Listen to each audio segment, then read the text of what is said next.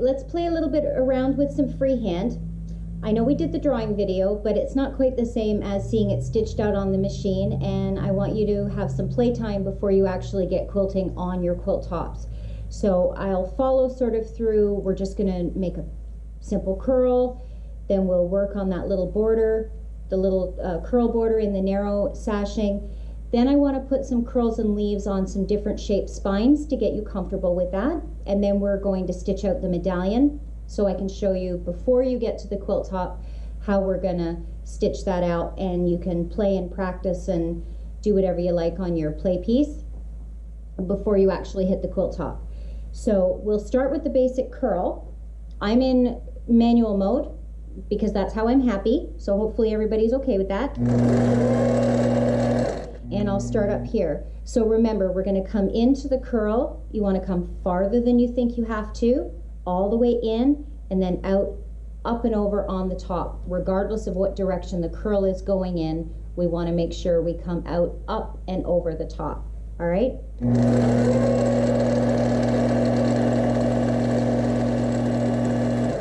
Up and over.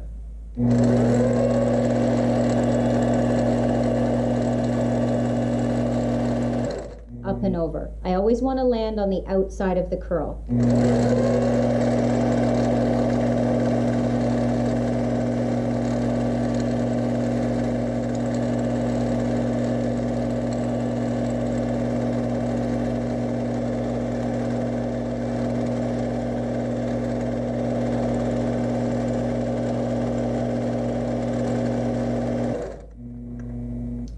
Notice what I'm doing here. I'm basically building an all-over design, so there's a bit of a bonus. This looks fantastic all over a quilt top.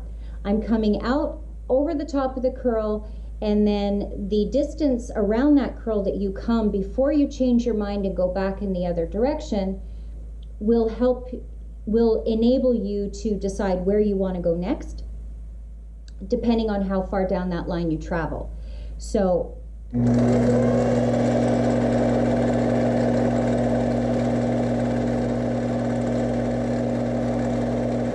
come into here. Now, if I decide that I want to go up here next, I'm going to come out of the circle and I'm going to stop about halfway before I change direction and go up that way. If I wanted to end up coming down here, I'm going to travel out of that circle all the way around till I hit inside this point here, and then that will enable me to come out and head down this way. All right, we also have our echo, but we'll talk about that later. I come to here, now I'm down here. If I come to here, I can echo my way around.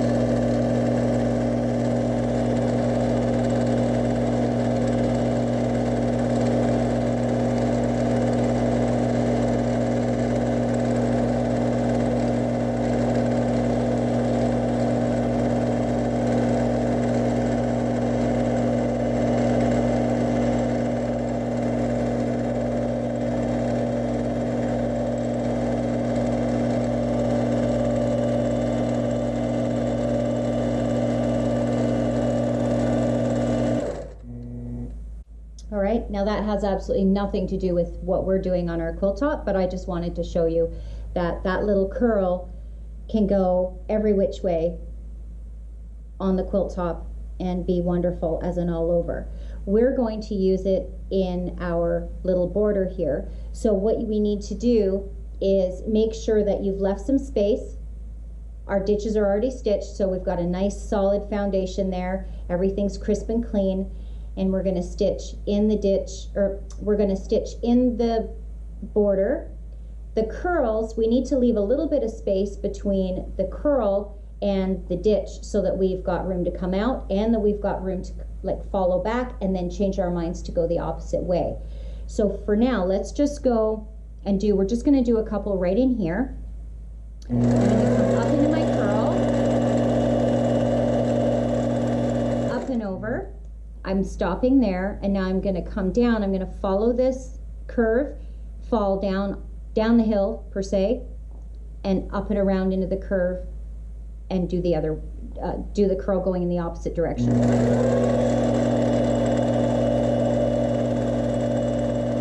Change my mind. Now I'm going up and over.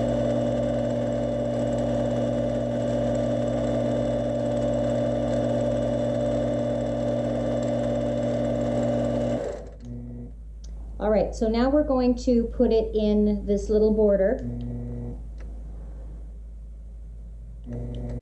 I'm just going to bring that over, and I'm going to start around here somewhere. We're not actually going to stitch in this ditch. I just want to get it quilted. So when we start, we've got to start somewhere.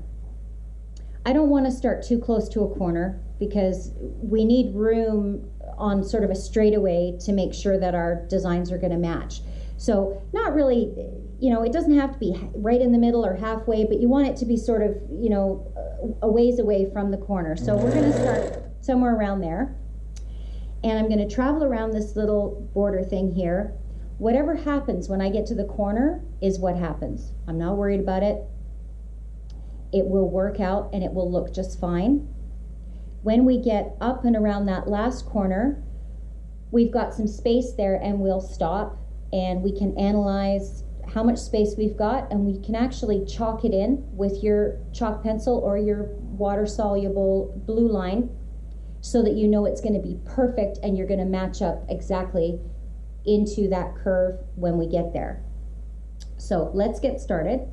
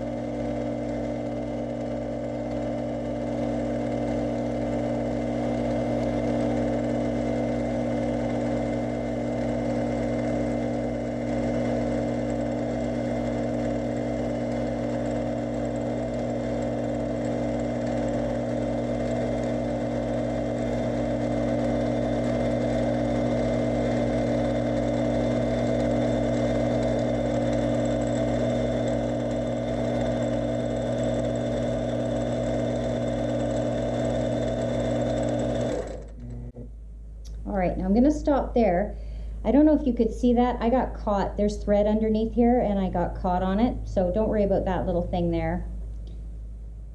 Now we've got to go and figure out what's going on here. So this one's going this way, and this one's going this way. So if I trace with my finger and I end up here, and I come out of it, if I make each one of these just a titch smaller, I've got room to put another one here, to come out and up and over, and then to meet into there. We actually have to do 2 of them to get them to match. So I always start this particular design, especially in the ditch somewhere, and then when I meet back up to it, we marry our threads there in the middle, and you'll never be able to tell where we stopped or started. So if you're not sure, and you know, until you're ready to eyeball it, I'm just going to take my chalk pencil, and I'm going to come in here, and I'm going to draw to make sure that I'm going to meet it. Now I don't have to be bang on those lines either.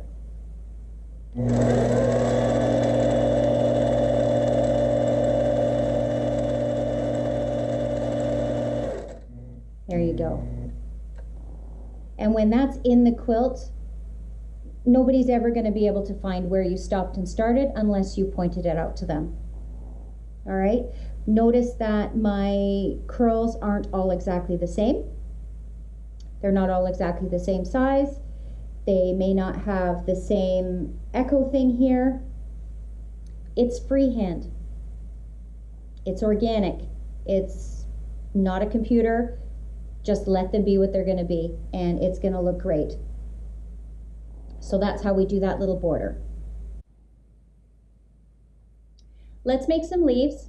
Like I said in the drawing video, simple S-curve up, S-curve back, and I want to get some curls and some leaves on some spines as well. So we'll start with just the basic shape.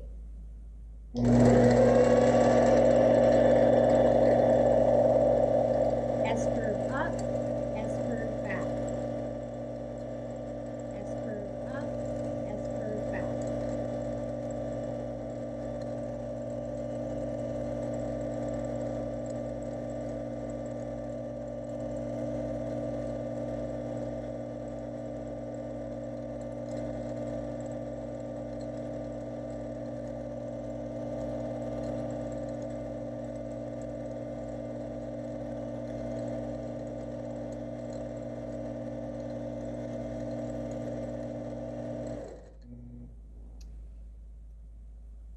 There's some very different leaves going on there, and everybody's leaves are going to look a little bit differently. Sometimes you might want more of a sort of seaweed or fern type of look, so your leaves will be long and lean.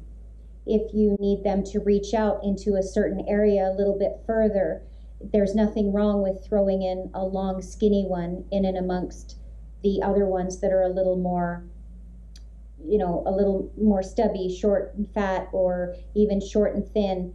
Let them all be a little bit different. Don't try to get them all exactly the same. First of all, it looks better if you've got some variety in your leaves. And when we get to the feathers video, to me, feathers look better when there's a lot of variety in those as well. If you work really hard to get all your leaves to look exactly the same, the problem with that is if you have one leaf that's out of place or doesn't quite look as pretty as the rest, it's going to scream at you like a sore thumb. If they're all a little varied and have their own little quirks and flicks and flops, and one's a little longer than the other, no one's ever going to notice. And it looks really nice when you've got a lot of different lengths and shapes. It just makes it flow. It looks prettier to me, and just looks more natural. So let's pop in a spine here, and we'll talk about how we're getting around that as we go. I'm going to work both sides of the spine at the same time, and it's going to be awesome. Don't worry about getting yourself into a pattern. You don't need 2 leaves in a curl, 2 leaves in a curl, or vice versa, or 3 and 2, or 1 and 1, or 1 and 4. Just let it be whatever it becomes, because that's the way we're going to do the medallion. So we just want to put in what we feel like as we get there.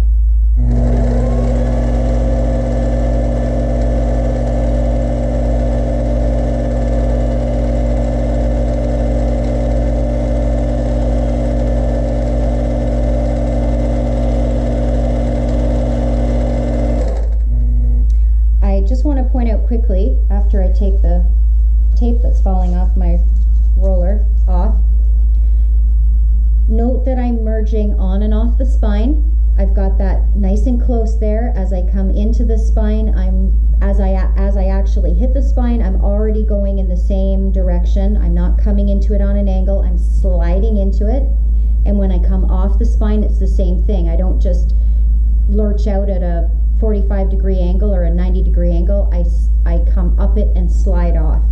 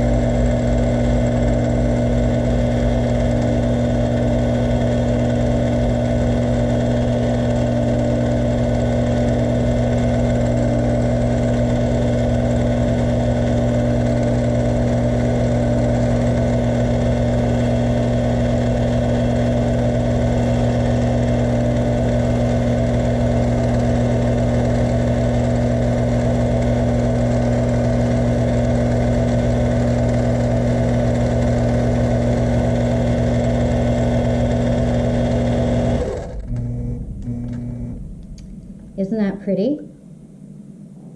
So pretty. I really like that. Okay, so like I said, I haven't followed any pattern. I just sort of work what comes off the spine, comes off the spine. Everything is merged on and off, and I'm consistently coming into whichever shape it is and coming back over the top so that I'm actually moving up the spine as I'm creating the shapes. The leaves, as I showed you in the drawing video, take up a huge amount of space, can take up a huge amount of space on the spine, and will help you work up and around that shape really, really well and really quickly as well. So have a practice at those. Post your pictures in the classroom and we can talk about them as well. And if anybody's having any trouble, I will walk you through it again. And I just want you to play with that. So now what we're going to do is move over here, and we're actually going to stitch out the medallion in the pinch square, just as if we're going to do it on the quilt. And I want you to draw it a lot on your paper, and also do it, you know, a couple of times if you feel you need to. You want to stitch it out as well, so you've got really good a really good of idea of how you're going to stretch the shapes out to fill the spaces and how to travel around those circles. So we're going to do that next. All right, now we're going to tackle the medallion. I've already stitched out the pinched diamond and the circle. When we stitch the medallion out on the quilt and when we're doing it here, you're going to stitch the circle. You're not going to break your thread. You're just going to leave your needle down, put your circle out of the way, and quilt the medallion all at the same time with one start and one stop. All right? So I'm sort of on an edge, kind of on a side. I don't want you to get worried about where you start it. I just don't want you to start it right at a point, like headed up into a point. Kind of start somewhere in a middle, whether you're in the top left, top right, bottom left, bottom right, it doesn't matter, wherever you're comfortable. So we're going to start stitching, and I stitch both sides of the circle at the same time. That's how I find it easy. If it's easier for you to do all of the inside of the circle and then do the outside, or vice versa, then please do that. It needs to be comfortable for you. I do it at the same time. All right, so here we go.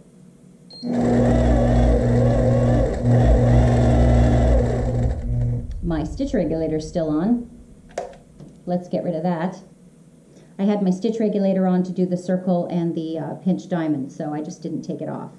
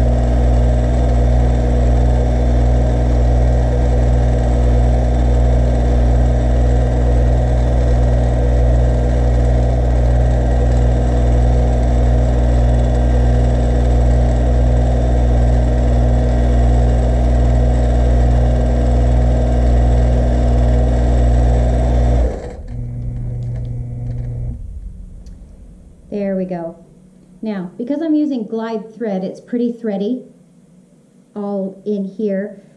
I got this weird thing going on here. I sort of came in. What happened there was I came in to do a curl and realized I hadn't come far enough away from the leaf.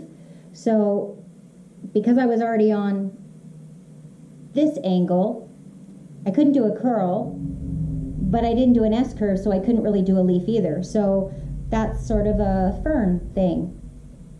And really, if I'd have stopped and freaked out about that and taken it out, it doesn't need to come out. It looks great in there. Nobody would ever notice it unless it was pointed out. So things like that, and that's how you can get away with things when that sort of stuff happens. If your stuff's all moving and different, different sizes and everything, and it just looks good.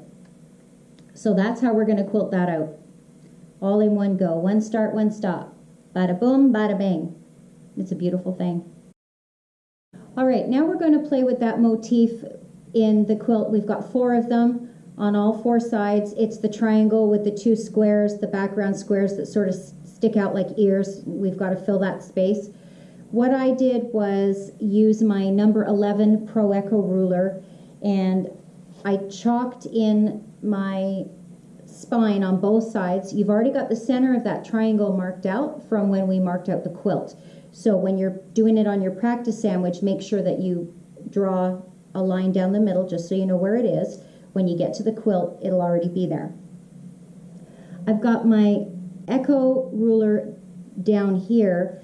I've made a reference line about 1 inch or 1 inch and a bit. It's not, this is where you're going to get a little bottom leaf there. So you don't want it too small because you don't want it to look like it's not there or got squashed, whatever. You want it to be a half decent sized leaf. So we're going to start, mine's just a little bit over 1 inch, and I've put my Echo ruler from that line and I've angled it up so that the outside edge of the ruler at the top just hits the corner of that background square up there. And then I drew a line almost halfway into that square. Don't get hung up on all this stuff. It doesn't matter if it ends here or if it ends here, it's going to be fine. You don't need to take it all the way to the edge because we don't want the spine to go all the way to the end.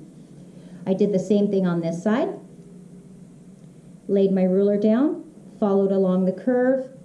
Again, I've got the outside edge of the ruler sitting right on that corner there.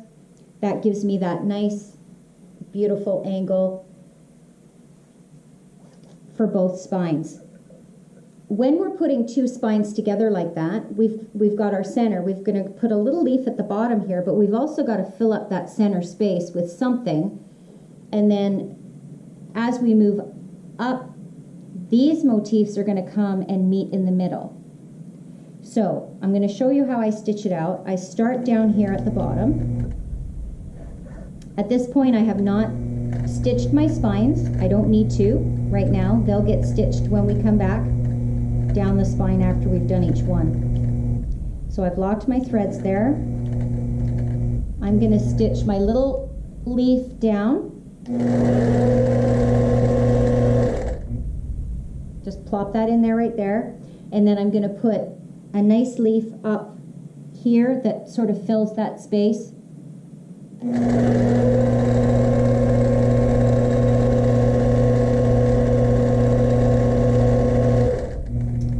And there we go. Let's cut that thread off.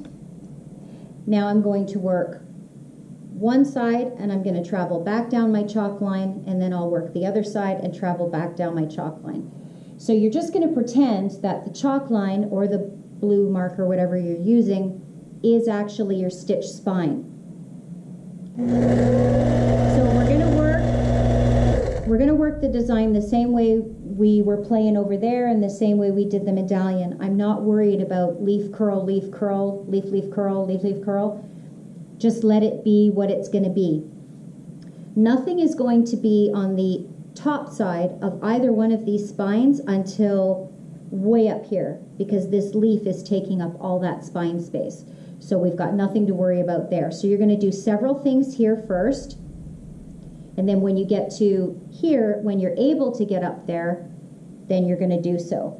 And you should have it, like I said, marked out It'll be marked out on the quilt top, but not here. You want to make sure when you're doing the top edge of these spines that you only come to the center. We don't want one drifting over because it'll throw off the symmetry, and we don't want that.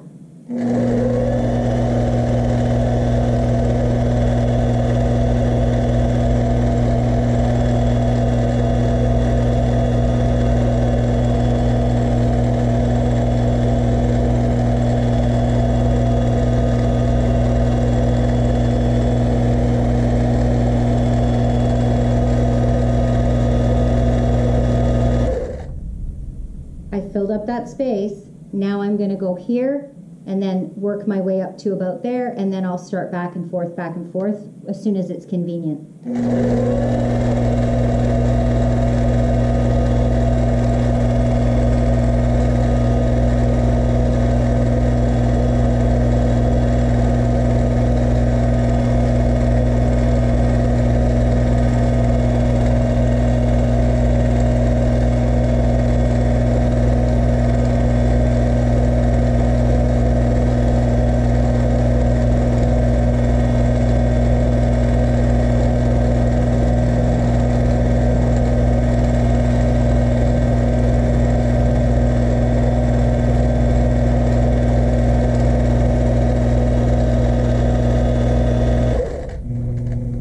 One side done.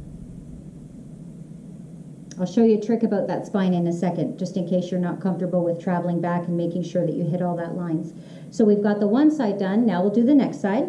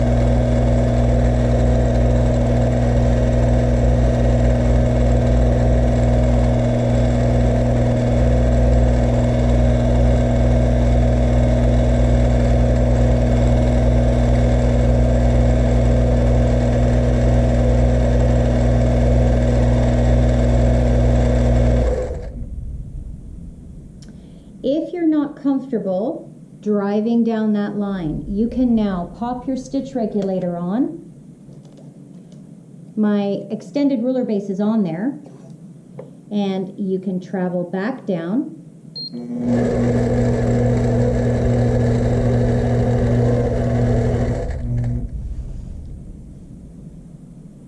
To the base of the motif with the ruler, and then you know that you're bang on straight. So as long as you've hit your mark, your chalk pencil all the way up with the feathers there, with the leaves and the curls, when you bring that down, I mean, you can shift the ruler a little bit to make it work, but that's a great way to come back to the beginning and know that you've got a nice clean line that doesn't wobble and travel all over the place. So I've got a few different things going on here. On this side, I did a leaf out in the corner. It looks okay. On this side, I did a couple of leaves, and then I did a curl in the corner with a little extra flick to fill out that point of the triangle. Whatever works for you. Do it however which way you like it. In the center here, when I came up, I try to finish. This is why I don't put the spine right to the end. I leave a space here. If I'd have put the spine all the way up to the top, there's nowhere to actually finish it and put like a little peak on it. It would still end as if it was split, and there's nowhere to finish sort of a triangle to make it look like it finished. So I've got that going on. Here, as I came up, now these are the only thing that's actually the same. It's a very contained space, And I actually wanted it to look like it came together and had that little flip up. So I purposely made those the same, or, I mean, they're not a mirror image because it's freehand, but they're pretty close. So we've got the curl and then the leaf and then the extra curl that comes up like that. And then on this side, it was the same thing. So if I look at both of these sides, they're different. But I have to actually focus on that to notice that they're different. They look great together. I've got some curls. I've still ended with a nice point with a leaf out there, so my design looks like it's finished and not just stopped. And I think that looks great. So whether you want to do the corner this way or whether you want to do the corner that way is entirely up to you. This is going to look very different as well when it's a nice thin 60 weight thread in a matching thread color on your piece as well. When we've got 40 weight lime green thread screaming at you from gray fabric, it's a little much, but I like it. So there you go. You've got your medallion to work on, and you've got your spray, for lack of knowing what else to call it, with our two spines there. Work on those. Again, post pictures, start a conversation. If you're having trouble getting anything moving around, please let me know and we can work on it and figure it out in the classroom. All right? So that's good. I think we're good. Post pictures. I want to see everybody's freehand.